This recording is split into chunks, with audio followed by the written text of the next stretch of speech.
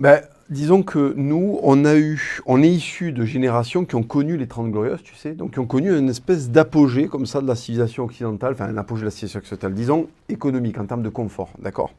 Et on se retrouve, après la grande déconstruction qui s'en est suivie, ou qui l'a accompagnée, on se retrouve avec des ruines et des décombres qui, si tu veux, témoignent, parce que quand tu te balades dans Paris, là je vais dire quelque chose de très prégnant, tu vois, et que tu vois un opéra avec des dorures, avec des sculptures incroyables, et que c'est la gabegie de grâce, de beauté, et puis en plus quand tu as un petit peu de culture, tu vois tout ce qui s'est agrégé, tu vois les influences qui se sont stratifiées pour arriver à un tel niveau de perfection, tu vois, et qu'en dessous, si tu veux, il y a un mec qui a 75% de sa dentition qui a disparu, parce qu'avec le ressac de la barque, quand il arrive depuis Méditerranée, si tu veux, il s'est mangé le rebord. Donc du coup, il a une gueule de rien. Il ne sait pas notre langue, il ne sait pas où il est, tu vois. Lui, ce qu'il sait, c'est qu'en fait, il y a un quartier à Londres où il va pouvoir parler à quelqu'un de son village, tu vois. Mais pour ça, il faut qu'il traverse cette espèce de grand domaine de langue qui est la France. Et il squatte à Opéra, là, comme ça, il marche. Alors tu vois, tu parlais tout à l'heure des fans comment ça s'appelle, du Seigneur des Anneaux. Mais là, il y a un petit côté, on cruise un peu dans le Mordor, tu vois. Et tout d'un coup, tu sais pas pourquoi, il y a une cathédrale qui a été faite par un esthète absolument. Et si tu veux, ça, c'est quelque chose, quand on a le courage de le voir, quand on ne détourne pas les yeux, quand on ne met pas des explications superflues de lâche sur ce constat-là, on ne peut être que saisi et on ne peut être que détruit de ça, tu vois.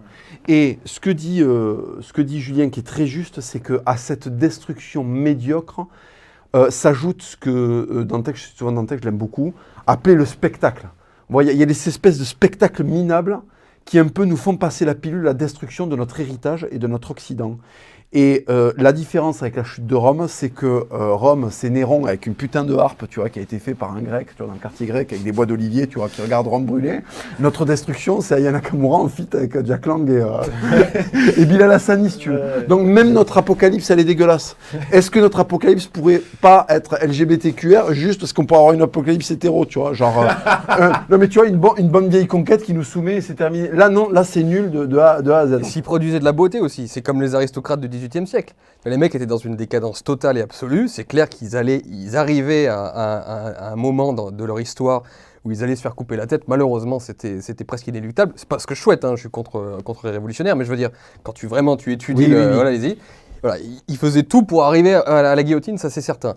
Mais au moins les mecs, ils te construisaient des palais extraordinaires qui ont embelli Paris. Si à la limite on avait une élite décadente et pourrie qui entraînait la civilisation occidentale vers sa fin, mais qui nous produisait de la beauté, on pourrait pas les pardonner quand même, on va pas aller aussi loin. Mais tout cas, vous auriez été moins violent dans le bouquin. C'est ça. Au moins, ils auraient eu, s'il y a un purgatoire, ils auraient eu quelques circonstances atténuantes. Là, ils en ont aucune, les gars. Là, ils te mettent des plugs anal place Vendôme. J'étais en train de penser à ça. Tu vois. Ouais, donc là, effectivement, on est dans la décadence la plus laide qui est possible, en fait. C'est ça qui est horrible.